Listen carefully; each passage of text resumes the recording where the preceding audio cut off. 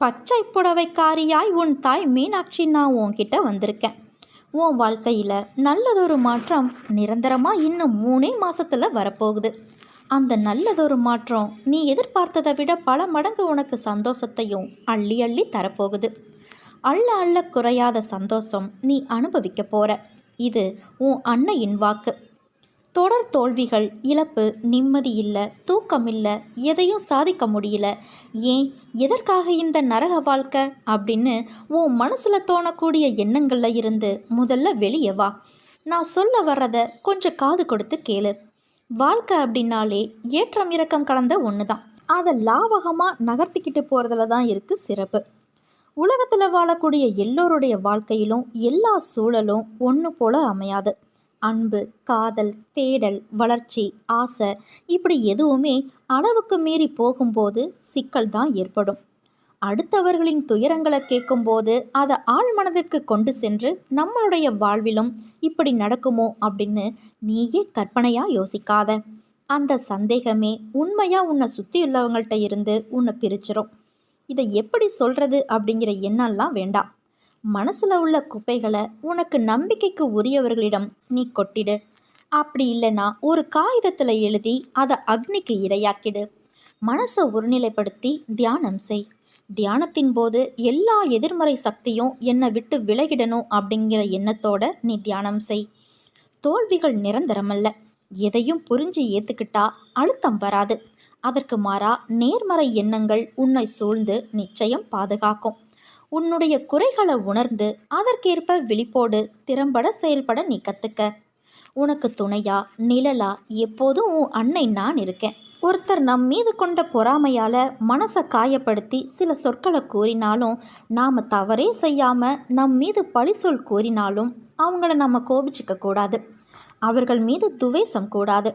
நாம் பதிலுக்கு அவர்களை காயப்படுத்தவும் கூடாது. நம்ம காயப்படுத்துறதுனால அவர்கள் தாமாகவே விரும்பி நம்மளுடைய கர்மாவை தங்கள் கைகளில் ஏந்துக்கிட்டு போகிறாங்க. குரோதமும் துவேஷமும் பொறாமையும் பழிவாங்கும் உணர்வும் நம்மளில் இருந்தால் அடுத்தடுத்த ஜென்மங்களில் அதற்குண்டான பலனை நாம் தான் அனுபவிச்சாகணும். நம்மளை பற்றி யார் என்ன சொன்னாலும் தண்ணீரை போல இருக்க கற்றுக்கணும். தண்ணீர் தாம் கிட்ட கலக்கும் எந்த வர்ணத்தையும் ஏற்றுக்கிட்டு அந்த வர்ணமாகவே தோற்றமளிக்கும் தன்மையுடையது. இறைத்தன்மையும் அப்படித்தான். எல்லாமே கைவிட்டு போகுது அப்படின்னு நீ கவலைப்படாத. உன்னுடைய கர்ம வினைப்படி உனக்கு விதிக்கப்பட்ட வாழ்க்கையில் சில உறவுகளை கையாள்றது கொஞ்சம் கடினமாகத்தான் இருக்கும். ஆனால் அவ்வப்போது சுயநலமாக அவங்க நடந்துக்கிறத பார்த்து நீ கவலைப்படுற. என் பிள்ளையே, இங்கு எதுவும் உன்னுடையது இல்லை. உன் வினைக்கு ஏற்ப எல்லாம் உன்கிட்ட வந்து இருக்கு. மாயைகளை புரிஞ்சிக்கோ. தியானம் பழகு. இறை சிந்தனை, தியானம் உன்னை இது போன்ற துன்பத்திலிருந்து காத்து இறுதி வரை உன் வாழ்வை நீ கடக்க உதவும். உன்னுடைய தாய் நான் உன் கூடவே இருக்கும்போது உனக்கு நல்லதே நடக்கும். நல்லது மட்டும்தான் நடக்கும். இனி வரப்போகும் காலம் உனக்கு ஜெயத்தை மட்டுமே கொடுக்க போகிறது. நீ சந்தோஷமாக இருப்பாய். இனி காலமெல்லாம் மகிழ்ச்சியாக இருக்கும். உன் குழப்பம் கொஞ்சம் பொறுமையாக இரு. எல்லாம் முடிந்துவிட்டது என்று நீயே உன்னை முடக்கிக் கொள்ளாதே. மனதை ஒரு நிலைப்படுத்திப்பார். உன்னை சுற்றியுள்ள வாய்ப்புகள் உனக்கே புலப்படும். எல்லா சந்தர்ப்பங்களும் தானாக அமையாது. நீதான் நம்பிக்கையோடு அதை உருவாக்க வேண்டும். வெற்றி தோல்விகளை சகஜமாக எடுத்துக்கொள். நான் இதுவரை தோல்விகளையும் இழப்புகளையும் மட்டும்தானே சந்தித்து வருகிறேன் என்று நீ புலம்புவது புரிகிறது. நீ சற்று நிதானமாக யோசித்துப்பார். இதுவரை நீ தோல்விகளையே சந்தித்தாயா அல்லது வெற்றிகளையும் பெற்றிருக்கிறோமா என்று உன்னையே நீ கேட்டுப்பார். விடைகள் உனக்கே புலப்படும். நீ அடைந்த வெற்றிகள் உனக்கே இன்னும் தெரியாத அளவிற்கு நீ முன்னுக்கு பின் முரணான எண்ணங்களில் செயல்படுகிறாய். நிதானமும் நம்பிக்கையும் மிக மிக அவசியம். அப்போதுதான் உன்னை சுற்றியுள்ள வாய்ப்புகளை உன்னால் கண்டுபிடிக்க முடியும். தோல்விகளை கண்டு துவண்டு போகாதே. இழந்ததையும் அதைவிட மேன்மையான நன்மைகள் அனைத்தையும் மீண்டும் பெற வேண்டுமென்றால் நீ உன்னுடைய லட்சியத்தை அடைய எத்தகைய தடைகள் வந்தாலும் அதை தைரியமாக எதிர்கொள். தோல்விகள்தான் வெற்றியின் படிக்கற்கள் என்பதை உணர்ந்து கொள். மனம் தளராதே குழந்தையே. உன் ஆசைகள் எண்ணங்கள் அனைத்தும் கூடிய விரைவில் நிறைவேறும். நீ வருத்தப்படுவதால் இங்கு எதுவும் மாறாது. உன் மீது நம்பிக்கை வைத்து உன் குறிக்கோளை நோக்கி நீ பயணப்படு. அதை அடைய உனக்கு நிச்சயம் நான் துணை இருப்பேன். இது என் சத்திய வாக்கு. என் வார்த்தைகள் மீது நம்பிக்கை வைத்து செயல்படு. வாழ்வில் நீ விரும்பிய நிலையை அடைவாய். கவலைப்படாதே, உன் அன்னையான நான் உன்னோடு தான் இருக்கின்றேன். பல பேர் வாழ்க்கையை வாழ்வதற்கு தைரியம் இல்லாமல் இன்றும் பல துயரங்களை அனுபவித்து வருகின்றனர். ஆனால் நீயோ அனைத்தையும் கடந்து நானே கதி என்று என்னை நம்பி என்னிடத்தில் பொறுப்புகளை ஒப்படைத்து சதா சர்வ காலமும் என்னை விடாமல் பூஜித்து கொண்டு இருக்கிறாய். உன்னை வழிநடத்தும் ஆசான் நான். உன்னை வாழ்க்கையில் வியக்கும் வண்ணம் உயர்த்துவதே என் கடமை. நான் இருக்கிறேன் என் குழந்தையே. நீ நம்பிக்கை இழந்து விடாதே. அனைத்தும் என்னையே சேரும். துன்பம் வந்த நேரத்தில் ஒரு நன்மை விரும்பி நல்ல ஆலோசனையை சொல்பவர் யாராயினும் அவர்கள் இறைவனின் வடிவங்கள். இறைவனின் சங்கல்பம் இல்லாமல் அவர்கள் அந்த நன்மை ஒன்றை சொல்ல மாட்டார்கள். இவ்விஷயத்தை அனைவரும் நன்கு நினைவில் இருத்தி கொள்ளுங்கள். அதனால் அப்படிப்பட்டவர்கள் கூறும் இதமானவற்றை தள்ளிவிட வேண்டாம். கேட்டு கடைபிடிக்க வேண்டும். துன்பங்கள் வராமல் இருக்காது, வரும். ஆனால் வந்தபோதும் நிலைமையை மோசமாக்காது. நல்லவற்றை கூறுபவர்களின் பேச்சை ஏற்று பின்பற்ற வேண்டும். அப்போதுதான் மேன்மை உண்டாகும். பிறருக்கு எதையும் கொடுக்க முடியவில்லை என்றாலும் மனதார வாழ்த்து. நம்பிக்கையை ஏற்படுத்தி கொடு. என்னிடம் மற்றவருக்காக பிரார்த்தனை செய். கிடைக்கும், கிடைக்காத, நடக்கும், நடக்காத விஷயங்களுக்கு நடுவில்தான் உன் வாழ்வின் தேடல் எதிர்நோக்கியிருக்கும். நீ ஆசைப்பட்டு விரும்பிய விஷயங்கள் கிடைத்த, நடந்த எல்லாமே உனக்கு திருப்தி கொடுக்கும், மகிழ்ச்சியை தரும். உனக்கு எதிர்மறையான, கிடைக்காத, நடக்காத விஷயங்கள் அவைகள் உனக்கு கஷ்டத்தை கொடுக்கலாம்.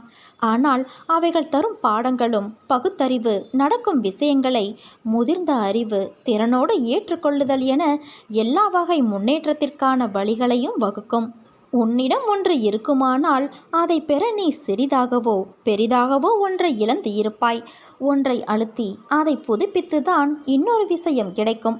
இரண்டும் கிடைப்பதோ அல்லது ஒன்றை இழக்காமல் இன்னொரு விஷயம் கிடைப்பது சாத்தியமல்ல. ஒரு பூ பூக்கிறது என்றால் மறுநாள் அது காய்ந்து போகும். அந்த இடத்தில் வேறு ஒரு மொட்டு முளைக்காமலா போகும்? முளைக்குமல்லவா? அதே போலத்தான் உன் வாழ்க்கையிலும் இழந்தவை என ஒன்று இருந்தால் பெறுபவை என ஒரு காலமும் வரும். அதற்கு பொறுமை காத்திரு குழந்தையே. கிடைப்பது அதிசயமல்ல. ஆனால் கிடைக்காத போது உன்னை நீ எப்படி எதிர்நோக்கி சமாளிக்கிறாய் என்பதை பொறுத்தே உனக்கு கிடைக்கும் விஷயங்கள் அதிசயமாகும்.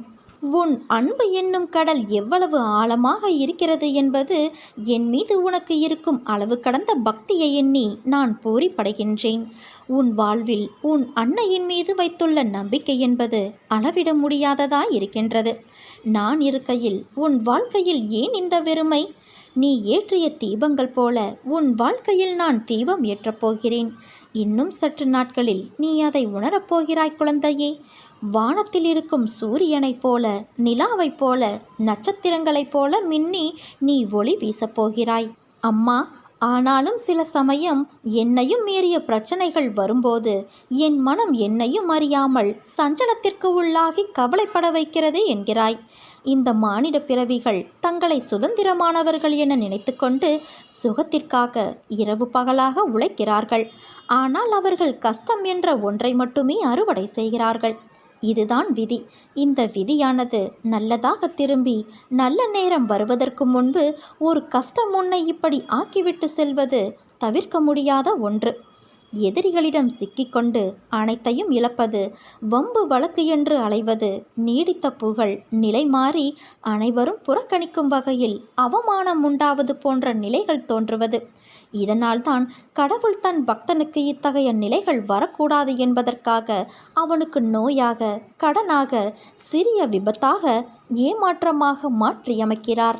விதியின் பிடி உன்னை இருக்காமல் நான் பார்த்துக்கொள்கிறேன். அவசியம் என்றால் விதியையே மாற்றுவேன்.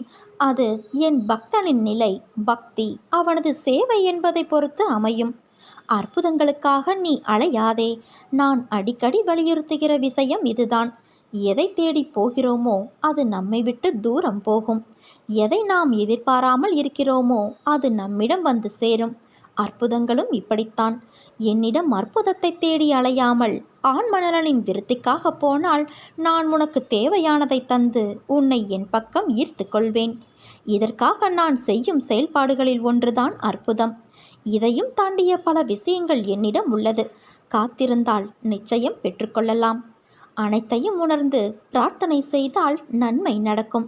இதற்கு உன்னை நீ தகுதிப்படுத்திக் கொள்ள வேண்டும். எந்த சூழ்நிலையிலும் நம்பிக்கை இழக்காதே.